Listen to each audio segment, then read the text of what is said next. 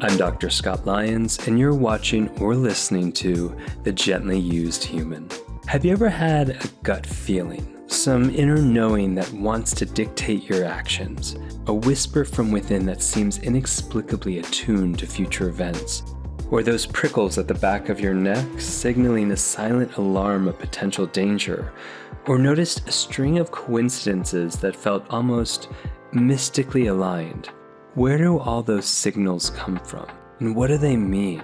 Today I'm joined by Vincent Genna, a psychic therapist and spiritual teacher known for his candid and genuine approach to bridging the spiritual and tangible worlds. Vincent, author of The Secret That's Holding You Back, doesn't just navigate the ethereal with his psychic abilities, but also grapples with the tangible blocks that anchor us into unfulfilling patterns.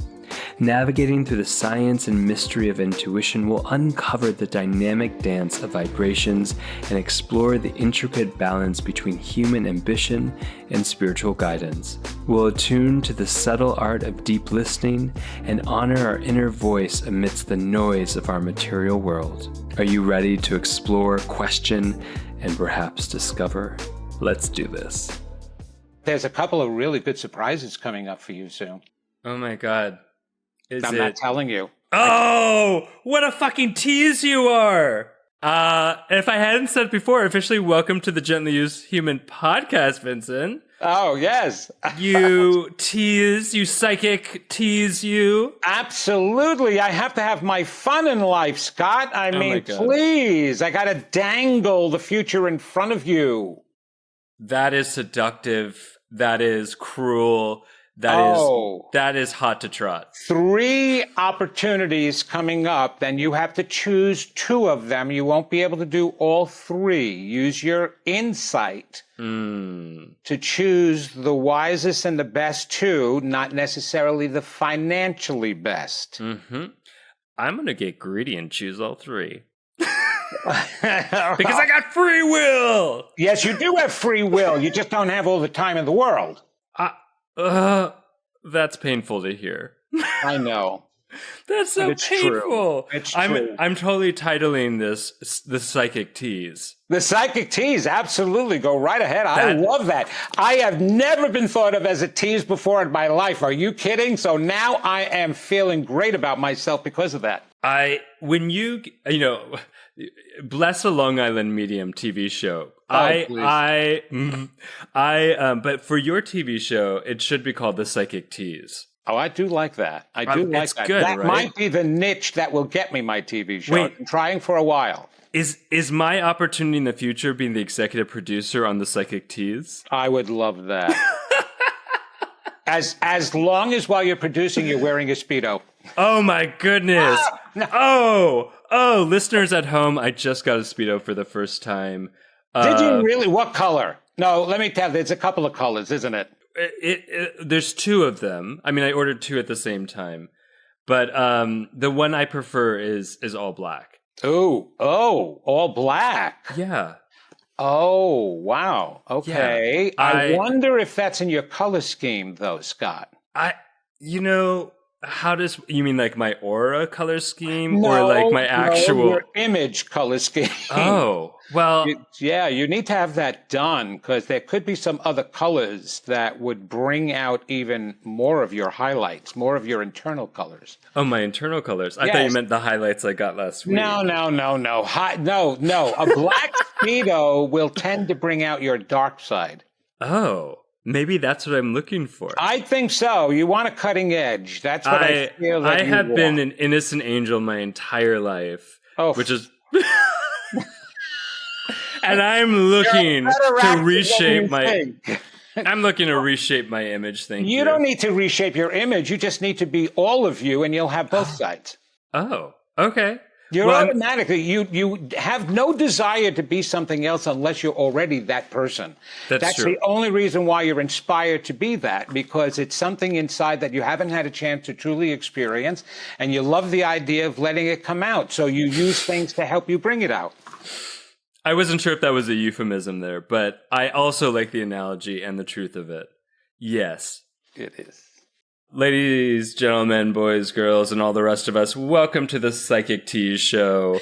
with Vincent, psychic therapist, medium, author, extraordinaire. I'm so excited to have you. I'm been really excited to talk with you about the kind of the science of intuition.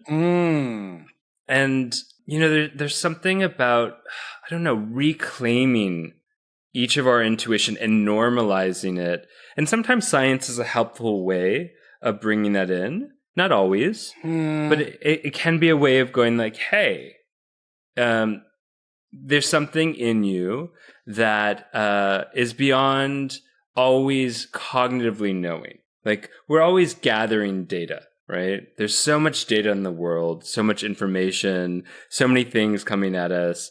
And just it's a small sliver of what we're actually consciously perceiving. This is true. And I love the way you put that and how science would make us feel a little bit better. Well, you've got to understand, and you being a psychologist, would understand that there are the scientific left brain thinkers, and then there's the emotional right brain feelers. Yes. So the right brain feelers don't need science to prove that there is intuition because they feel it automatically. A matter of fact, the left brainers have to get out of their left brain and into their right brain in order to recognize their own intuition. That left brain causes all of the trouble that we actually have because we talk ourselves out of those intuitive feelings. Now, the interesting thing about the science part, it is scientifically proven that every creature on this planet has an intuition and a temperament. Without it, we wouldn't survive. We're over 11,000 years old. Certainly, you look great. Oh, thank you, by the way. I know, really. I just like 11,000. You don't look a day over 2,000. I don't have any highlights. This is all natural. Okay? All natural highlights. Yes, this is from children, without a doubt. And so, if you think about it, back in the old days, who told the cave people, "Oh, baby, stick baby on nipple"? And it's just like they may have seen some other animals, but it was intuition that told them this is what you have to do to feed. They didn't know what those babies were doing when they were watching the baby elephants or the mammoths, right? The baby mammoths sucking on the mama. They didn't understand what that was, but intuitively they knew. They understood certain amount. We would have never come this far. We wouldn't be able to figure out anything else in life without intuition. Intuition is extremely natural. It is part of who we are. It's an innate development. And especially since you're thinking only of us being as physical beings, then yes, we need to convince everybody that there is that intuition. But actually, we should be convincing everybody that we're spiritual beings, which means we're energies. We're energies having a physical experience. And once you understand that, then you understand how energy is connected to everything else. Carl Jung, he's the one who actually coined the understanding of the collective unconscious mind. He knew there was an intuitive part to our unconsciousness. And somewhere deep down in our psyche, we're connected to what he thought was a collective unconscious mind, or the mind of God. That was another reference to it, because he figured, now wait, if I ask somebody in Germany what the word mother means to them, and then I ask somebody in Japan what the word mother means to them, they actually say the exact same thing. Now, how is that possible if they haven't spoken to each other? Well, obviously, there must be some knowledge, there must be some information that everybody must be connected to. And that's why that intuition feeds us all that guidance and that information, that knowledge that you're talking about. And yes, we are only tapped into a portion of it. Some of us, now, yes, some can be born opened up more, but that's an intentional. When the soul comes in, they're leaving those channels open a little bit more because their plan is they're going to use that intuition even more so. And great use of intuition has now switched from the word intuition to psychic. But it's the same exact meaning. what happened to me is it was basically thrust upon me. I wanted to help a friend of mine who was in dire crisis. His entire life was falling apart, and he didn't have anywhere to go. He didn't talk to anybody. He didn't share this. But all of a sudden, somewhere inside of me, I was knowing that something is going on here. And I actually asked, I put it out to the universe. I put it out to the God force. I was Roman Catholic, though not practicing, but so God was part of my life always. And so I said, yeah, God, you've got to give me the ability to be able to help this guy and people like him. I was a professional singer, actor, and dancer at that time. Nothing else. I didn't care about anything else other than an Oscar, an Emmy, and a Tony, and you can appreciate that. Okay, so that's having all three. I can appreciate. Oh, that. I would love to see them. They're over there. Oh, over there, in the other home where you were. I know. No, wearing little itty bitty Speedos, I bet you. So one must dress up their trophies. No, that's all I wanted in my life, right, Scott? So what happened was within a week of asking for that, all of a sudden, everything paranormal, everything Steven Spielberg, and for any of your older listeners, Cecil B. DeMille, epic movie happened to me. The paranormal, the metaphysical, the spiritual, just rampant in my life for a 3-month period. And so that's how I wound up opening up that intuitive part of me even more so. So I was hearing, information was just pouring in. I didn't even have to do anything to open up that channel. It just poured in. From that point on, I studied and I did everything I could, and I still do, to perfect those abilities. And I even teach it now because everyone on this planet has intuition, and therefore everyone can develop it.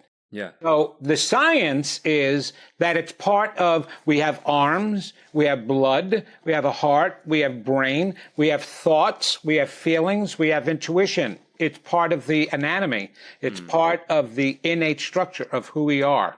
So any more scientific than that, you're sitting in a studio and trying to guess the cards and the shape that the guy on the other side of the panel is holding. That's the only other scientific way of being able to prove that. Yeah. There has to be a certain amount of faith, too, that goes along with the concept of intuition. Am I really getting what I think I'm getting? Yeah. Just to say some of the studies on it are actually pretty profound. And you named it in that sort of left hemisphere, right hemisphere aspect to begin with, that there was a study that they measured in a fMRI, so functional, whatever. It was monitoring the brain activity. I was going to describe it in detail what an fMRI is, but we won't go there right now. And what they were able to identify is in these moments of like insight or aha, that there was a burst of like high frequency energy or activity rather in the right hemisphere of the brain, in particular area of the right hemisphere of the brain.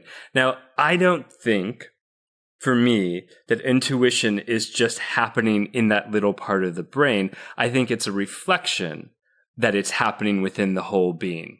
That's very well put, because here is the thing about the brain and the mind. They are two different parts. As a matter of fact, they know where the brain is. They can measure the stimulation that comes into the brain, just like you said, but they can't tell where the mind is. They can't measure the mind. So the mind is encapsulating. It could be a greater part, a bigger part than even the brain is. But you're absolutely right. It's only stimulating the right side of the brain, but that doesn't mean that's where it is. Yeah, and exactly. It's always the stimulus. Now, biopsychosocial concept, there are those who believe that everything is caused by biology, right? Your psychiatrist and those scientists want to believe that a chemical reaction happens first, a stimulation in the brain happens first, a neurotransmitter happens first, and then the thought comes.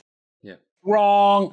It absolutely has to be in reverse, because we have proven that. The nature versus nurture type of concept yes, we do come in with a certain amount of stuff, but the reason why we do is because we've also had past lives and we're choosing to bring some information in with us. They can't prove where that extra stuff comes from. Where does that knowing? It's intuition. It's memories of some past that we haven't fully put together. And then there's the blank part that we can now fill up with our experiences in life and grow from that. But so science is only good for so far, so much. Here's the other thing about science that really gets me. Okay, so all of your scientists are in the labs and they're doing all of their research and their experimentation and they're trying to find these things. And then one doctor turns around and says, you know what? I'm looking at this piece of bread and it's getting green and it's getting mold on it. I wonder if I can use that. Something tells me that I should try to use that mold on some bacteria over here in the human body and see what happens with that. Penicillin! Penicillin comes up, but meanwhile, it was an intuitive feeling, but because he had a white lab coat on, it was a scientific discovery. My point is, there isn't one doctor out there that isn't using intuition in order to get their information and direction as to what to try next. Otherwise, they'd be floundering all over the place still till today. But something always tells them, try this and that. And it's not logic. It's intuition. It's a gut feeling. Well, and there was a great study done in the late 90s that demonstrated that those who were more doctors and therapists that were using or allowed to listen to more of that intuition were able to be more supportive towards care in the care process. Oh, absolutely. And it's like, that's, I can say, like, if you're a doctor, you're drilled in that if you make a mistake, they could die. And if you're a therapist, there's a similar sort of fear-mongering that, like, if you make a mistake, they could slip through your fingers. And so there's a way in which we go, okay, then we have to stay to the most evidence-based data to make our decisions, the absolute logic. And the challenge of that is that we are not then in relationship with the people we are with, where we are receiving the data, receiving the information from them, and really making informed choices. And that informed choice is not necessarily the most logical one, the one that is, you going through the filter of that evidence-based material. It is actually, there's something else. There's an inner knowing. There's an inner felt sense of that takes us in a directionality with that person. And it's relational. Absolutely. That is perfect because your intuition is connecting with their intuition and you're getting on a soul to soul level now rather than a brain to brain thoughtful level. And here's the interesting thing about science to start with that everybody has to remember. There are no absolutes in science. It's all probabilities. And they will tell you that. Now you can have a really strong probability, but if you're using that one medication that has helped 1,000 people with this same disorder and it's worked, that is not the absolute, that it means when you use it on this person over here, the exact same results are going to come out and they see that all the time. And actually, my theory is... Go on. That the reason why science works, and the only reason why science works, is because there are people to believe it. So here is the thing. All right. So I'm going to ask you this question, Doctor. Okay. Okay. Put me on the spot. All right. You got trees behind you. If a tree falls in the woods, does it make a noise? Let me ask the tree. I'll be right back. Go ahead. Yeah. It sings a Broadway show tune. Which one? All of them. Oh, as it's falling in slow motion. The woods. Into the woods. Into the woods. Into the woods. That's it. Into the woods. I hate that musical. Don't tell anybody. I hate that musical. I think a lot of people are about to know. I played Jack in that musical. Did you really? I can see you playing Jack. Yeah. Really? I played Jack at Jewish summer camp. Wait a minute. You played Jack at Jewish summer camp? You mean you didn't play Muddle and Fiddler on the Roof? What were you doing into the woods? That was the show. Yeah, that was the show that was picked. And wow. Because I was not a good singer then, and maybe now, they mostly had me speak the songs. Oh, seriously? But I was a good speaker. Oh my God! Oh my God! It's hard enough to watch Into the Woods with the singing. First of all, that is the last time I invite you to my Jewish summer camp to watch me perform. Please, thank you, Vincent. What an asshole! Well, then I'll invite you to my Christian summer camp, and we're going to do Joseph and the Amazing Technicolor Dreamcoat. I was also Joseph. Oh, I can see that. Absolutely. I told you before that black is not a good color for you to wear because you're way more colorful than that. You absolutely need a multicolor Speedo. Go, Joseph, you know what they say. Absolutely. Wait, don't keep bouncing up and down like that. It's giving a real different image in my mind. So. Oh, my goodness. The excitement. Now. Terrible. Okay. Welcome back to the Psychic Tease with Vincent. The Psychic Tease. No, we're talking about these trees. Topics. Here is the thing. The tree. Does a tree Stay on topic, Vincent. Noise? I wasn't the one that said a Jewish musical. If a tree falls in the woods, does it make a noise? Yes. No, it doesn't. What's that true? It makes a vibration. It requires ears and brains to translate the vibration into a noise. And the point of this I feel set up. Yes, I feel set up in a very teaseful... because they answer it the same exact way. The point I'm saying is nothing in this world works unless there's belief in it. And to me, the reason why a chemotherapy may work on this person and not on this person, because this person is so fearful of dying and is not believing that they're going to ever be healed and therefore can't believe that the medication that they're receiving is going to work. But this person here is going, oh, absolutely, I'm going to do this. It's going to work. I know that. And all of a sudden it starts working. And yay, the medication gets the applause rather than the people who empower the medication. Everything on this planet is a vibration.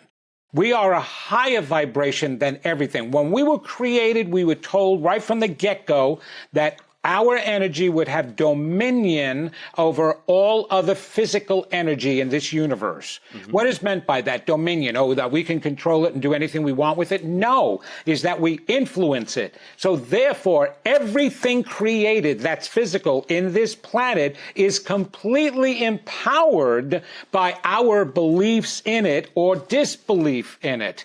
You know, stones, and you got in my metaphysical realm, everybody is carrying around crystals and stones because they're going to heal you. They wave them over your chakras and your points, your spiritual centers, thinking it's going to open up anything.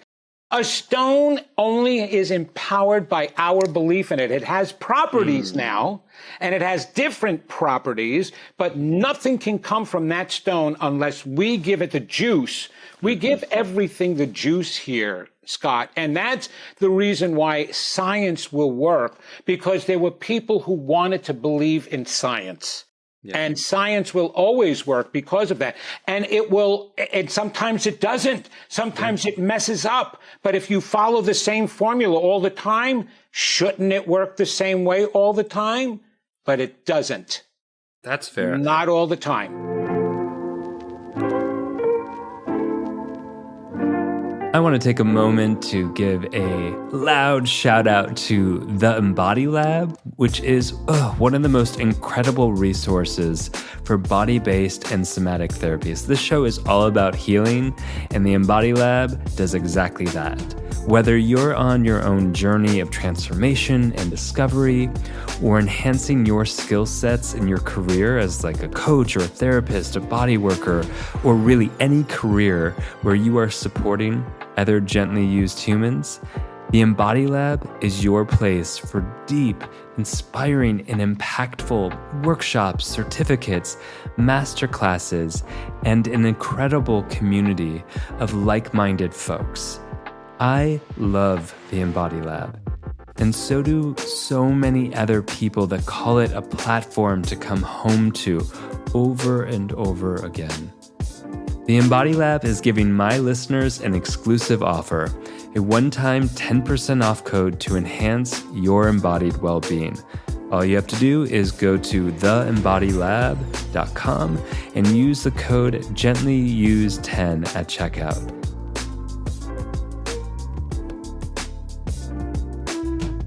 Well, you're saying it really reminds me of the power of relic.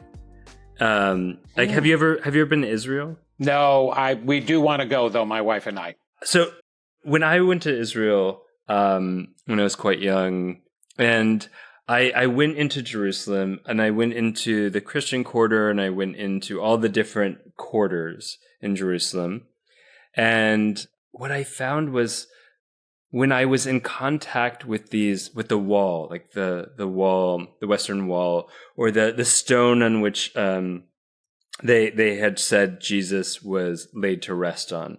Like all of these objects had such a palpable vibration. It almost took me back. And like I was at the Western Wall, and I don't remember all the history of that. I wasn't paying attention in school, I'll be honest.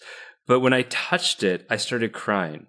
And it wasn't to me the history of it that made me cry. It was the input and that of all the people that had attended it. It was like a sponge of every single person that had put something into it. Mm-hmm. And that is like the power of relic to me.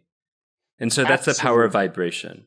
It absolutely is. And as a medium, I do a lot of house clearing, shall we say. Right? Because there are some spirits that may be lost and didn't cross over completely that are roaming around. Plus, there's a lot of negative energy because of the history, right? Because of all the battles and walls and wars and killings and all of that. So that is absorbed into everything here. It's absorbed into the walls and the floors and everything. And so you can feel that energy because our energy is so powerful. And don't you get people, and I would imagine this with your place, that people would walk into your home and say, oh, it feels so warm and comfortable here. And that's because of who you are and what you're feeding into that home.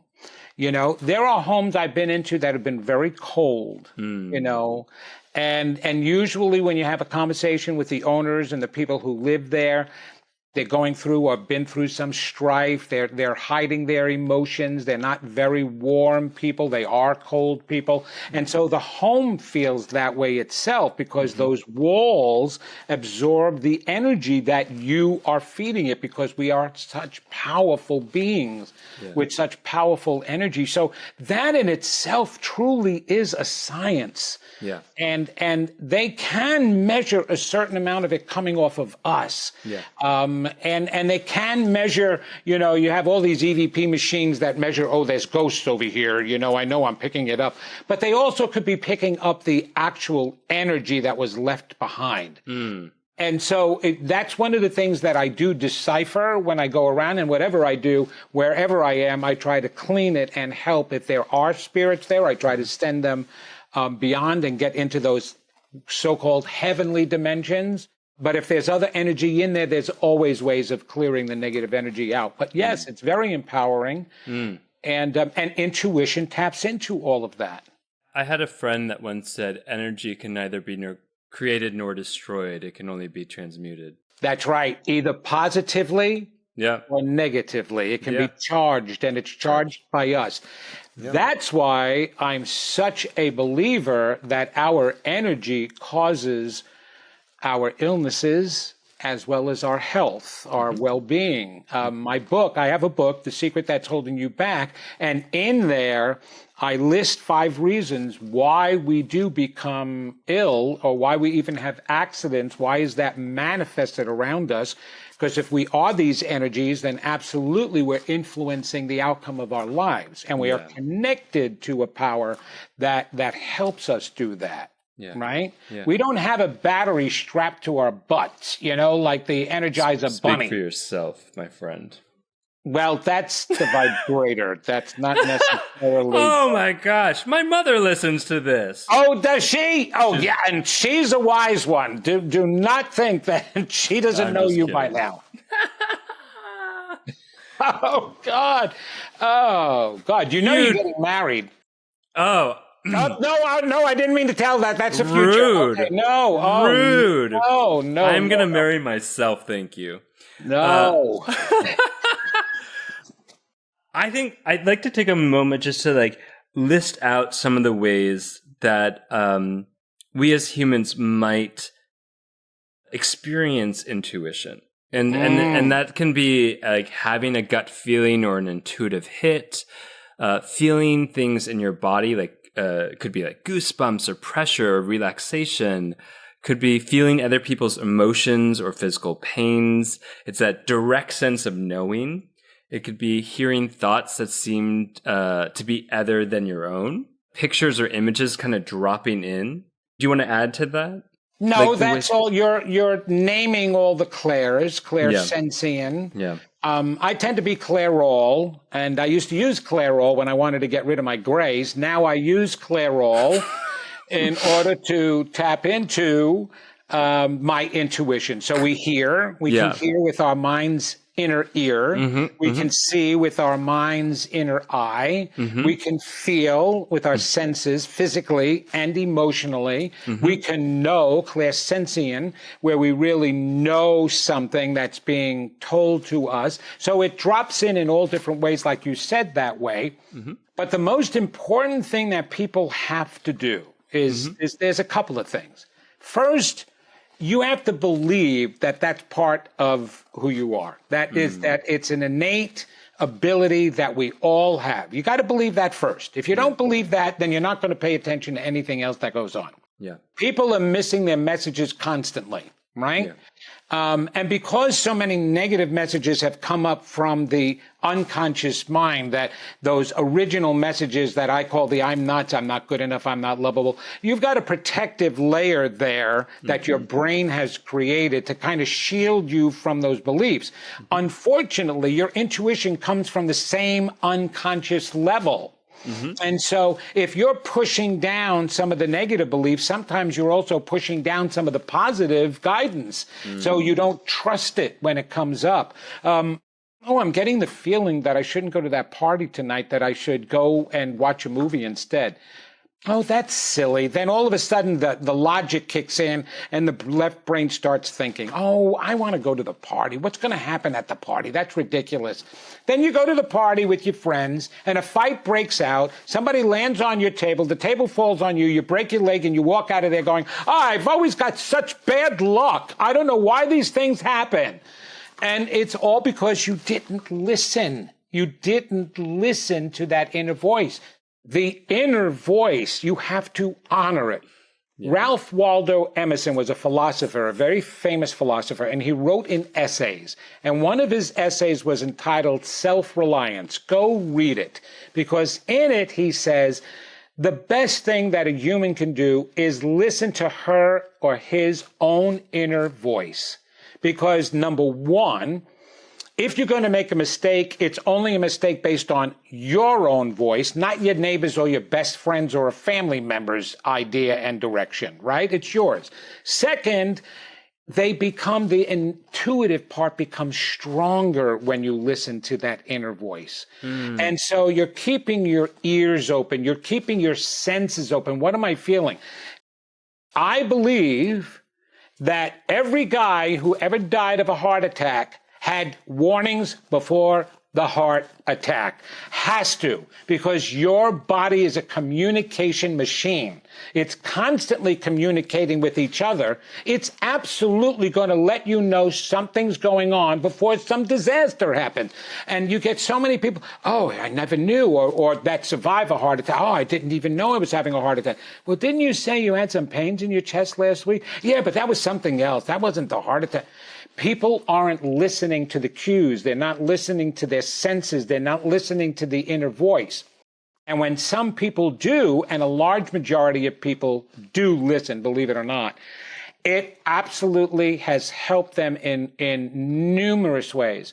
For example, we have here, and of course nobody pays attention to this anymore, the most profound time that people did listen to their inner voice. One morning they woke up, it was work week, and one person said, you know what?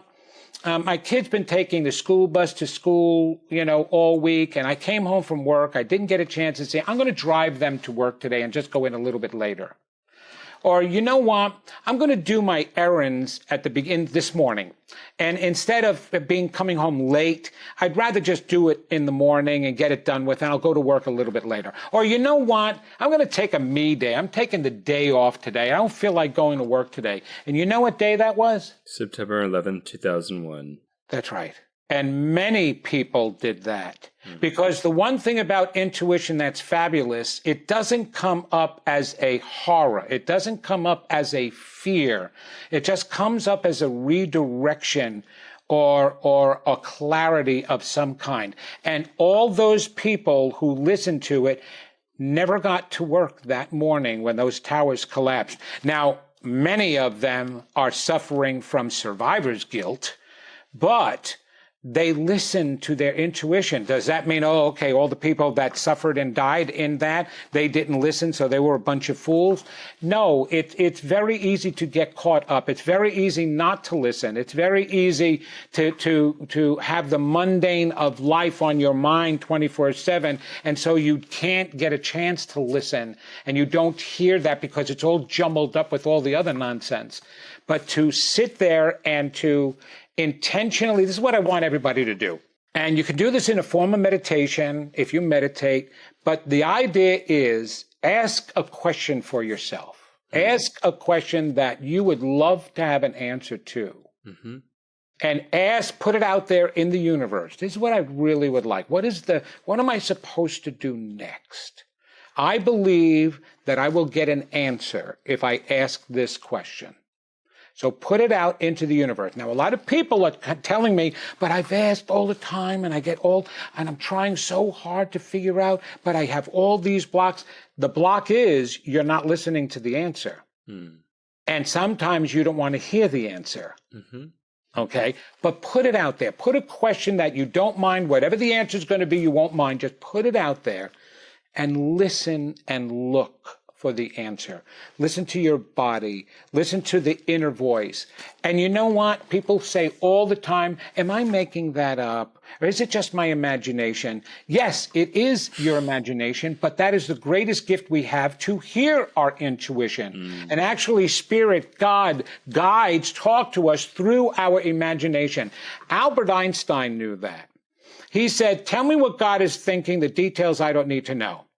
And what he meant by that was he knew that this God was a force of some kind. Didn't expect it to believe it to be an actual deity like you and me, but he knew it was a force. But he also believed that force could talk to you or give you some inspiration. So every time he had an inspiration or an idea, he believed right away that that was guidance coming to him, that he was supposed to now go in that direction. And he said, okay. He had no idea what it was going to look like. He had no idea how he was going to achieve what this inspiration was. All he knew is he proclaimed it, owned it, and said, I'm going to follow it. And he also believed that the universe would then give him the details step by step after that. But he believed, he listened. He listened. All of you luminaries, whenever they created something, they listened to their intuition. So you have to listen. You have to open up your senses. We have 6 of them, 5 physical ones, and then that 6th intuitive one. All of them need to be open because you can feel it. You can feel it in your skin. Like you said, you can get the goosies, when something good is happening or you're being directed somewhere. It's like, ooh, what is that? Or you're at a party, right? And all of a sudden this person comes walking in the room and the hairs on the back of your neck stand up on end and you're like, ooh, why am I feeling? Ooh, this is strange. This. I don't necessarily like this feeling, so I'm just going to avoid him. It's got such an energy around him. Mm-hmm. So feeling a negative energy does not mean that is a a negative intuitive feeling. You're just having an awareness intuitively that there's some of this energy this person is carrying is not necessarily positive. Yeah. And we can get guidance like that all the time with everybody. You know, you hear people more today saying, you know, you've got such a great energy. You know, it's just like you come in the kids say vibe. A vibe. Yeah. The what vibe. A wonderful What's the vibe? You know, your vibe Vincent, is great. You got a Teasy vibe. Oh, you got a Long Island vibe. I want that TV vibe. Teasy. You know? Teasy. Oh, Teasy. I thought you said TV. I like TV better than Teasy. Would you like the Teasy vibe? Do I like the Teasy vibe? Yeah. I go back and forth on it, but you should have known that by now. Oh, yeah. I know. You go back. I got another visual, but I better stop. You better stop. No. Please, I'm terrible. You're the worst, and I'm enjoying every moment of it. You know, I think what you're saying is so, you know, whether we look at it from the traditional psychological lens or from a more of a spiritual lens, and not saying they're different, but they're different approaches sometimes. Mm-hmm. We know that suppression, repression, like we're suppressing our emotions, we're repressing our feelings, gives us less access to the information around us and within us. It hardens, it deadens, it numbs all the information that helps us make informed decisions. And yes. What I really appreciate you're saying is this is just another significant way of saying when we limit ourselves, when we close down, when we protect, when we are in even a survival response, these channels of information might be closed, or our ability to receive what is coming through those channels, the various modes of ways we access all the information around us. Again, it's like if we're only conscious of 10% of the information around us, that's 90% we're still absorbing, receiving, taking in, that's informing us. But we may say, oh, I don't know where that's coming from. But it's also, from me, in my perspective, it is coming through us or coming from us. I love the way you say that. And I love the distinction you said about outside information, inside information. Here's 2 points that I want to make about all of that. First of all, anything on the outside still has to be funneled through us before we get a chance to interpret it. Yeah. And whatever is going on in that mind is the filtration system of how we're going to interpret it. So to make it simple, perception is reality. Okay? You know, we may be getting a whole bunch of the color blue coming in, vibrating all around us, coming in, and then now it goes through our filtration system and we see black. All right? And we know that today because we've seen in the world truths and understanding smacking people smack in the face, and they're saying just the opposite. Just the opposite. And there's actually a phenomenon going on about that is how can a person be presented with an absolute, a definite truth about something and yet see something else instead? It's because of that filtration system. Yeah.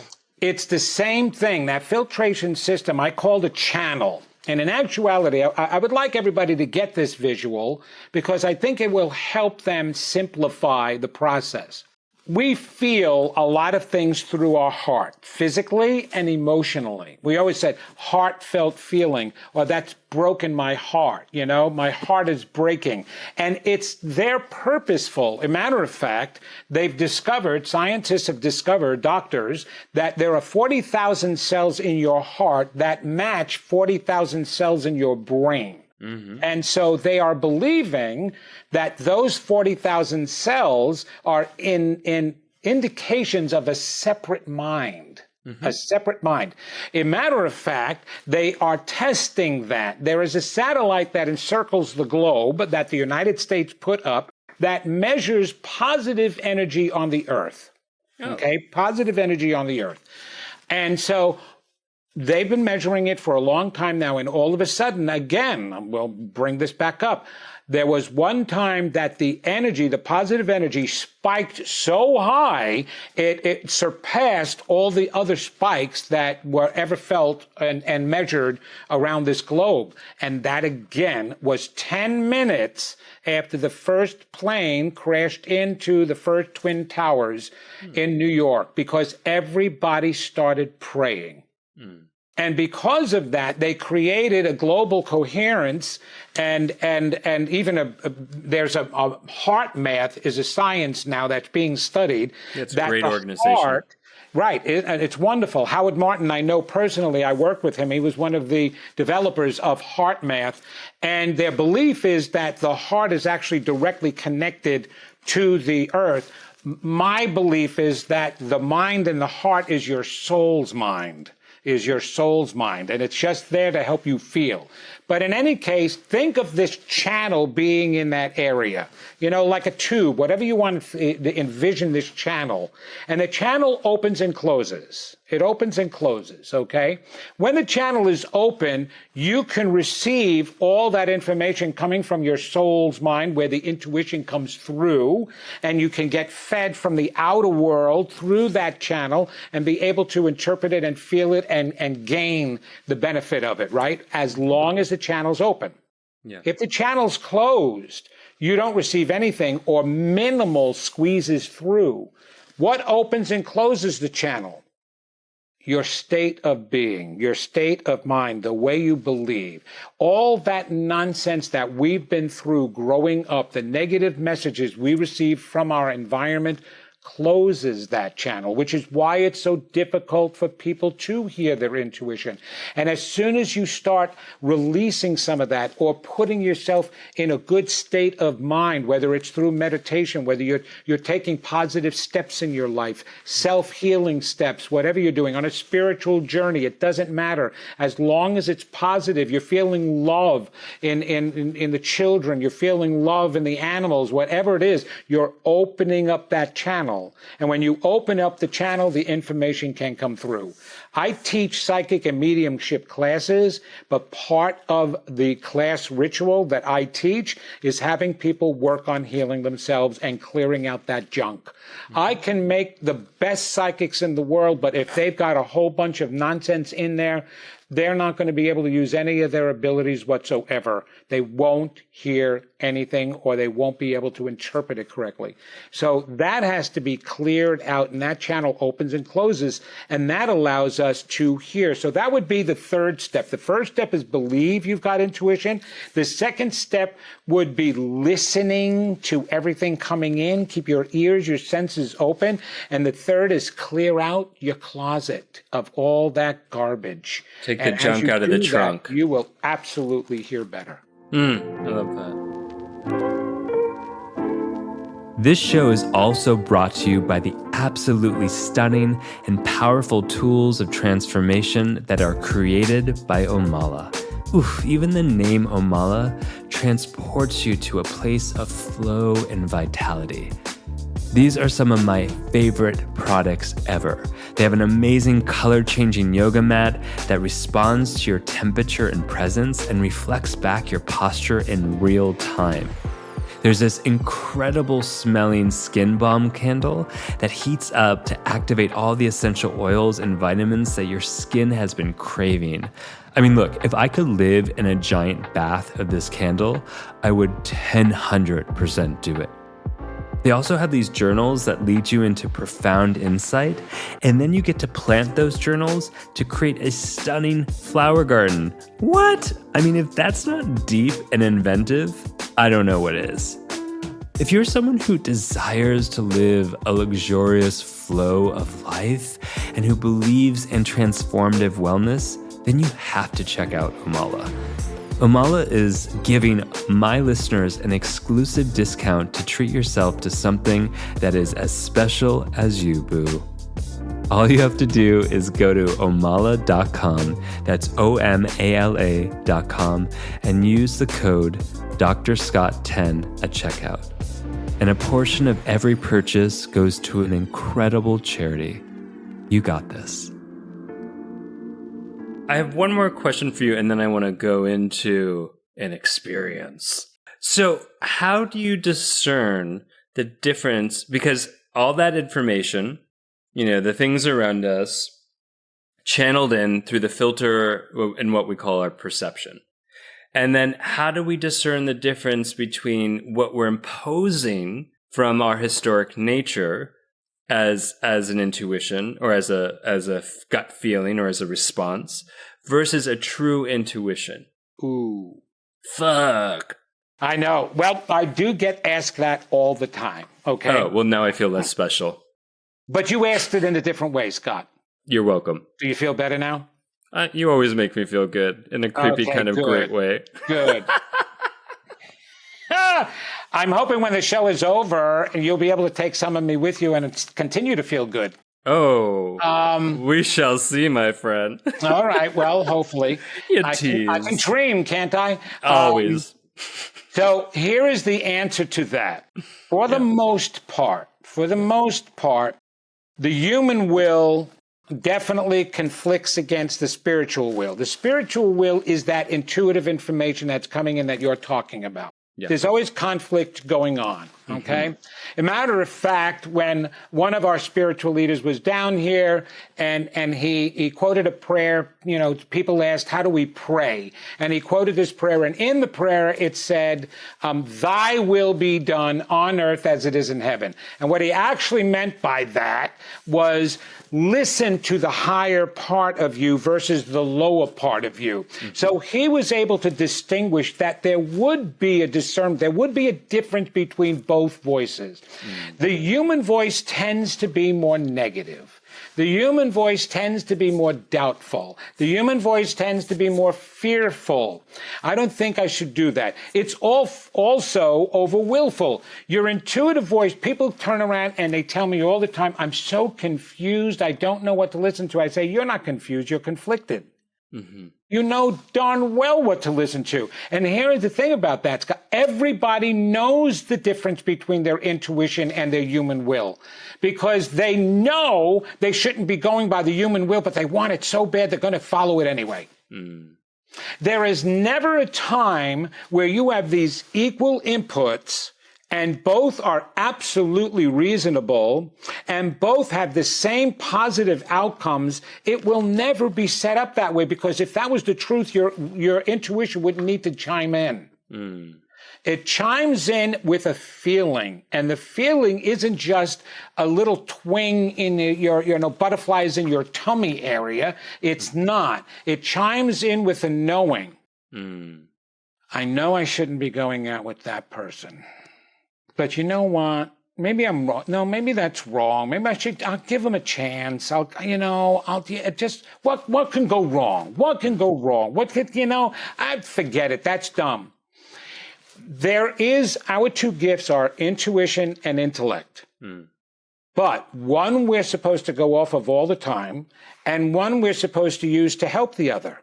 You will always have an intuitive gut feeling first about everything. Yeah.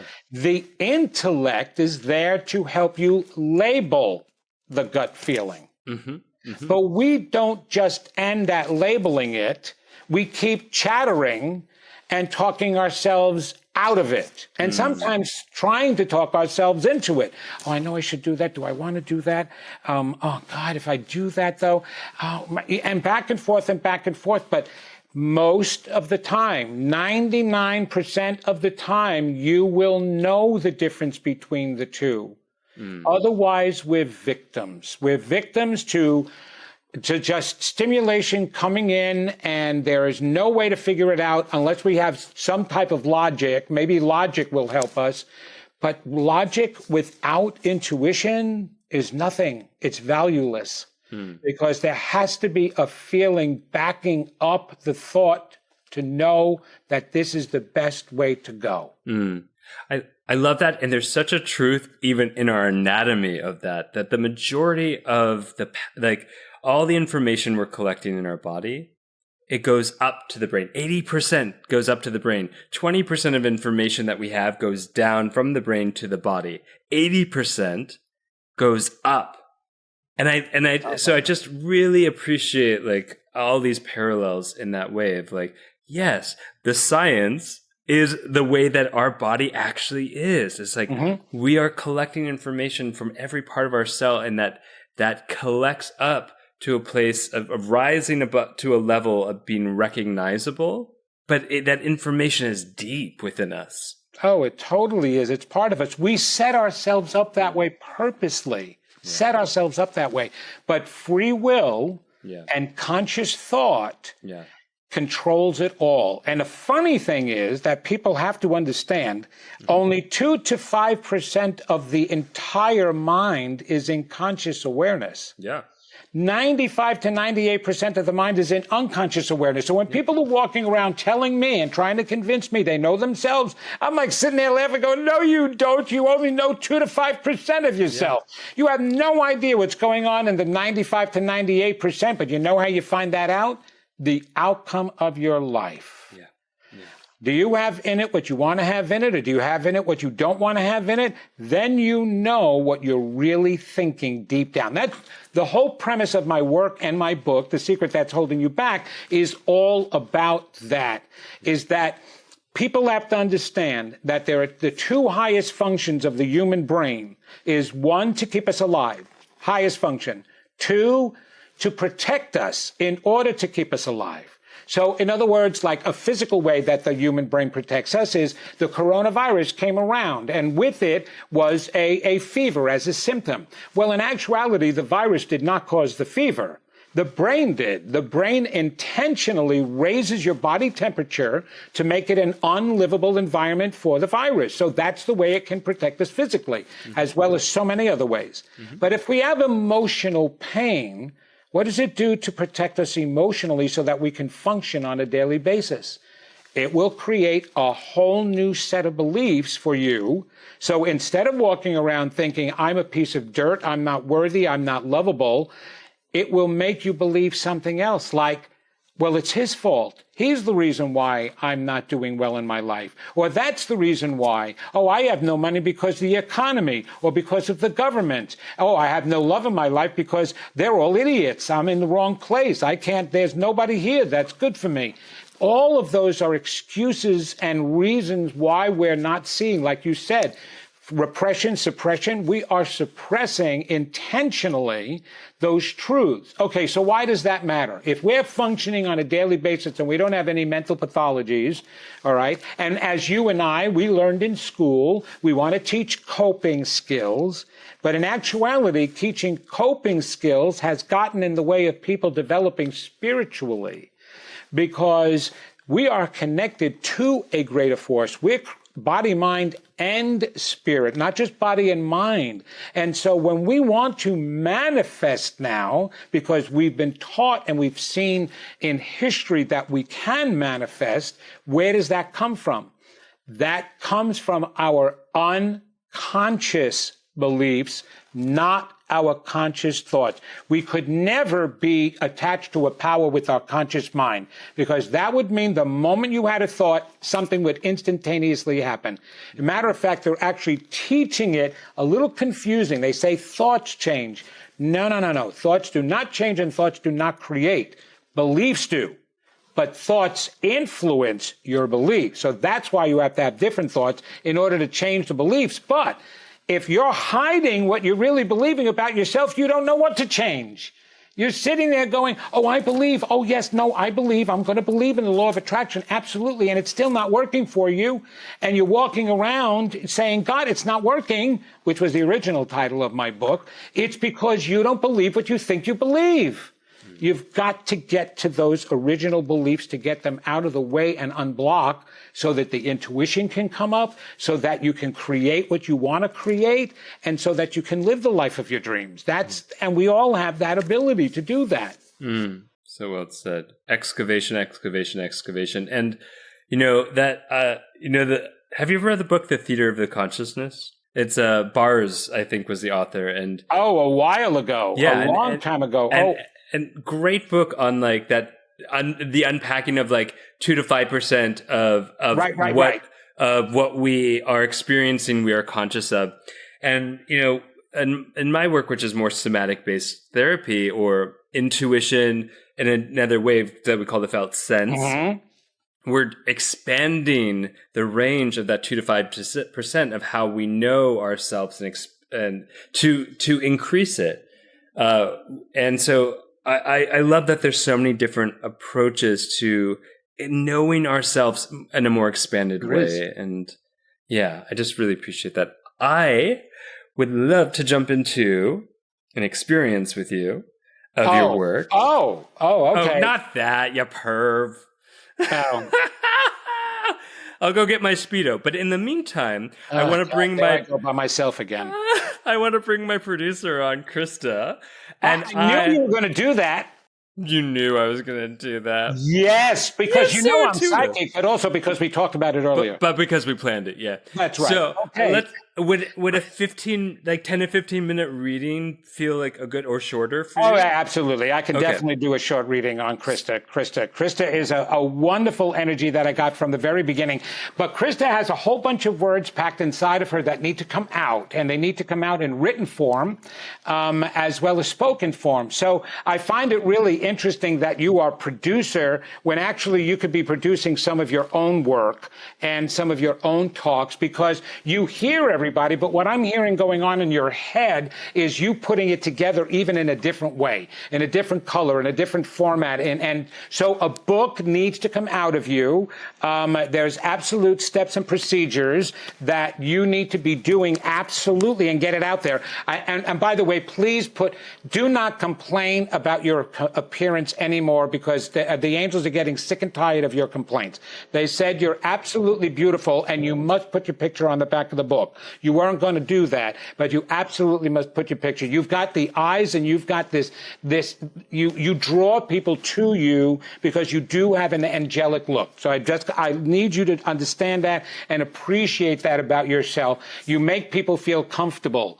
You know, so just go with that and get that out into the world. And the thing is, you're the one that feeds your pets. Your energy absolutely feeds your pets. They go a little crazy on top of you. And by the way, there's sometimes a jealousy that's going on between the two of them. Is that correct? Very much so.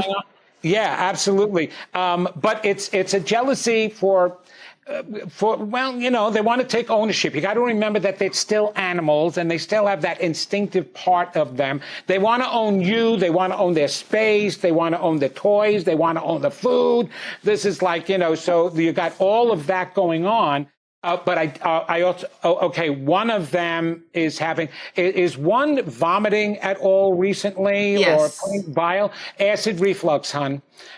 You may have to put the pet on Pepcid. Believe it or not, even our animals are going on Pepcid because there's a lot of energy going around in the universe and in the home, right? And they absorb everything, and it makes them anxious. They have their own emotions that they go through, which is different than humans, but it's still there, a temperament. And so what I'm getting is the food is causing some extra acid reflux. You need to switch it to some kind of gastro-sensitive food, and then find out from your vet the amount of Pepcid. Like my dog is on Pepcid because he just overproduces too much acid, and so we have special food for him. And you can always tell when they're vomiting bile, they need Pepcid. Okay, so talk about that, and you get an absolute resolution for that. Okay, and putting it in a little treat or something small, they'll get that pill down no problem. But was there a disappointment with a baby?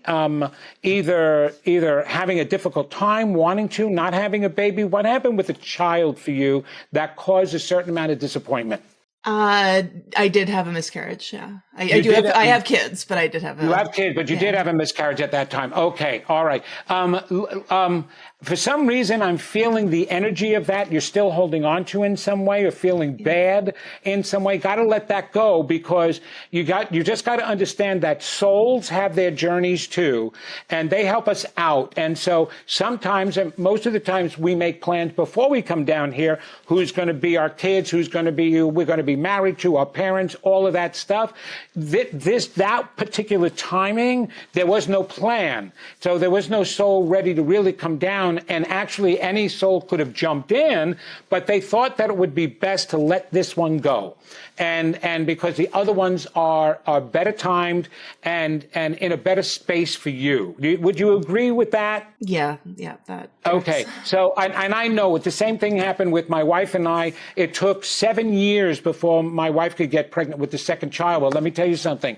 It's thank God there was none in between, because my daughter, who came out second, needed all that attention. And my son needed to be old enough to take care of himself for a bit, right? So that we can give the attention that my daughter needed, because she came out very emotional. So you'll find that. By the way, a guitar stringed instrument, definitely going to have one of the kids getting into that for sure. Very musical, very musical. And then one is very dramatic. Do you have two? I have two, yeah. Okay. One seems to be very dramatic. Let that one talk with Scott all the time. I mean, that would be that. That does perfect. A little coaching from Scott. That'll be absolutely wonderful. A little drama queen in there. But musician, you got talented children, and they chose you because you're a talented, creative person yourself. And all of that in you needs to come out. There's been a lot of time on that, a lot of time on this, but you also have in your mind, well, what am I going to do for me even more so? So you enjoy this, but you need to be out there now in this world, in this metaphysical, spiritual world, because you're part of the healing, not just part of the producing. Okay, so understand that and know that you've got your own. Okay, so I believe it's a grandmother that's coming through. Is it your mother's mother who is deceased? She is, yeah. She is, okay. Is there not a lot of information that you've had about your maternal grandmother and her past and her history and that kind of thing? I would try to find out a little bit more, because grandma's like, she knows you now. She's been around you. She knows the family at this point. And she says there's a lot of secrets that you should really open the doors to for your own, because I think you have questions that nobody else can answer, but you can actually seek them out. And grandma's saying, spend a little time, whether it be with a medium or whether it be on your own doing some research, you'll find out some magical things and some, oh my God, I can't believe those things. But definitely information, and you'll understand why it's been hidden. There are definitely practices and behaviors that weren't necessarily good in the past, and a lot of guilt and a lot of bad feelings that are going on. So they're resolving it over there, but it also needs to be resolved over here. But your mom can't resolve it. You need to resolve it. You need to, because there's still that curiosity inside of you. Is that correct? Yes. Yeah. Absolutely. Okay. And even just for the bloodline, just to wonder, well, what is it that, is hereditary that my family had, with different issues or different things like that. So even if it's just for that, but it really is more about knowledge and wisdom. You're filled with a lot, and you had a lot of talent that was not used in your ancestry. And somebody on your mother's side and on grandma's side there that she's talking about, was kind of like an alchemist. It did what a natural type of healer, but using the herbs and stuff like that, and in magical ways and potions and formulas and all of that kind of thing. And so there was a certain amount of what was considered craziness that was kind of like hidden away, and like, oh, your great grandmother was a nut, we don't want to talk about her or anything like that. But open that door, because you'll find that those interests lie inside of you for a reason. And if you open up the door of your past, you'll open up the door of more that's meant to come out of you in this lifetime. Okay. There is definitely a psychic part to you. You also have a mediumship part. I do believe that you've been through some experiences where you've seen things. They're telling me you've had vision. You do not chalk them off as being nuts or am I making this up? You're not at all making anything up. Follow your intuition and follow your insights for sure. You got to trust yourself more.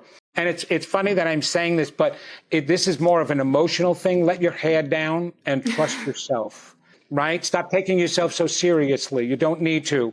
You definitely will follow a straightened path, but you have to allow yourself to enjoy it and zigzag back and forth on that path.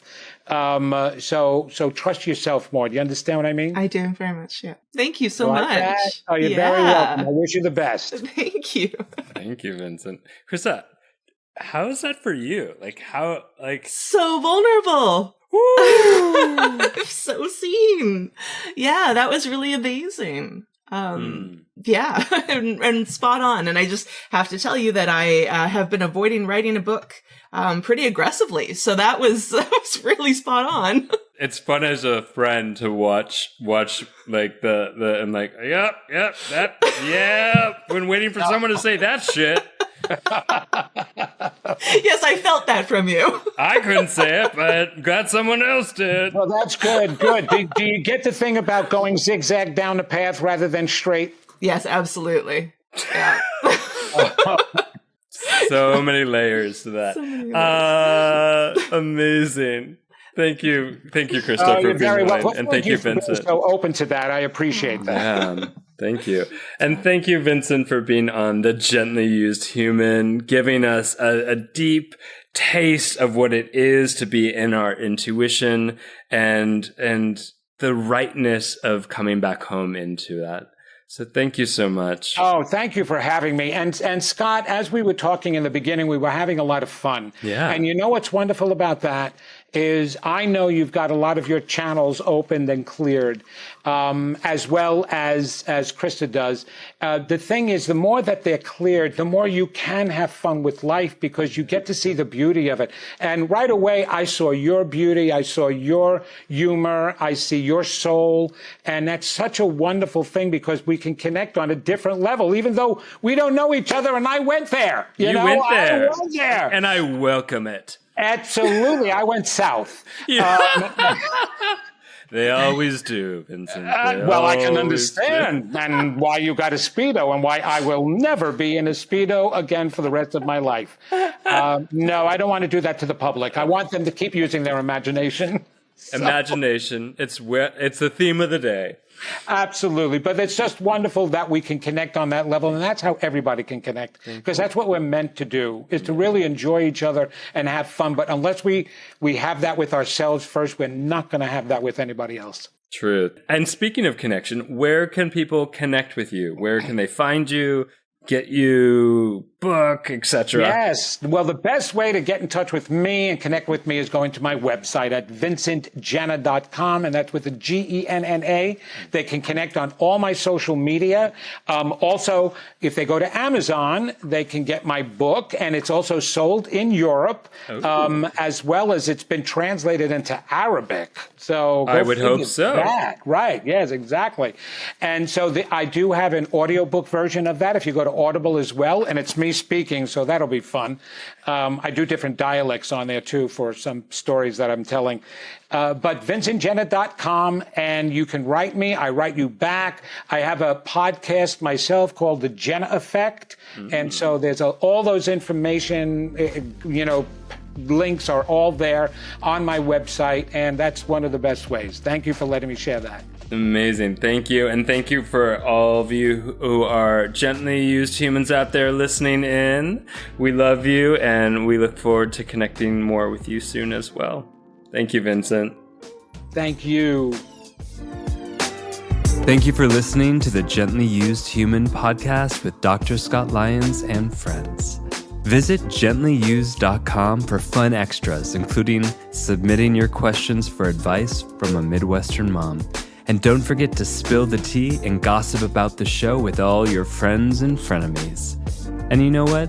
Show us some love by giving us 5 stars and leaving a review in your favorite apps. This helps us connect with all the other gently used humans out there. Oh, and by the way, you look fierce today.